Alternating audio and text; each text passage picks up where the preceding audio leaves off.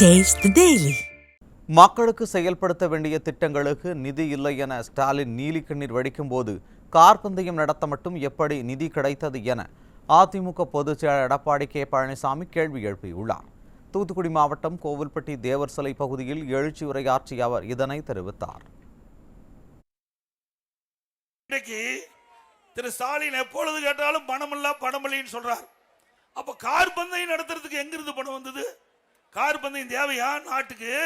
இங்க ஏழைகள் என் முன்று கேட்க ஒரு எத்தனை ஏழைகள், அவளுக்கு காலுக்கு போட காலனி கூட இல்லை.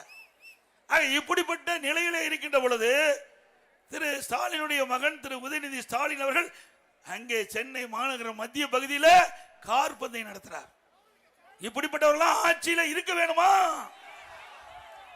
அப்புறம் திரு கருணாநிதி அவர்கள் திராவிட முன்னேற்ற கழகத்தினுடைய தலைவர், முன்னாள் முதலமைச்சர், அவருக்கு நினைவு மண்டபம் எழுப்புவது பரவாயில்ல, அவர்கள் கட்சி சார்ந்த தலைவருக்கு எழுப்புவது எந்தவித தவறும் இல்லை.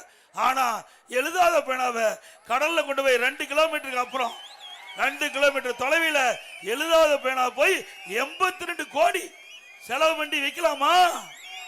யாருடைய பணம்? யாருடைய பணம்? உங்களுடைய பணம். உங்களுடைய வரி மூலமாக பெறப்பட்ட பணத்தை இவர்களுடைய சுய லாபத்திற்காக, இவருடைய குடும்ப விளம்பரத்திற்காக எழுதாத பேனாவை 2 கிலோமீட்டர் கடல்ல கொண்டு போய் பேனா வைக்கிறாங்க. இதுக்கு எங்கிருந்து பணம் வந்தது? எங்கே இருக்கின்றது பணம்? மக்களுக்கு பிரச்சனை, மக்களுக்கு தேவையான திட்டங்களுக்கு பணம் இல்லை. ஆனா இவருடைய தந்தைக்கு பேனா வைப்பதற்கு எங்கே இருந்து பணம் வந்தது?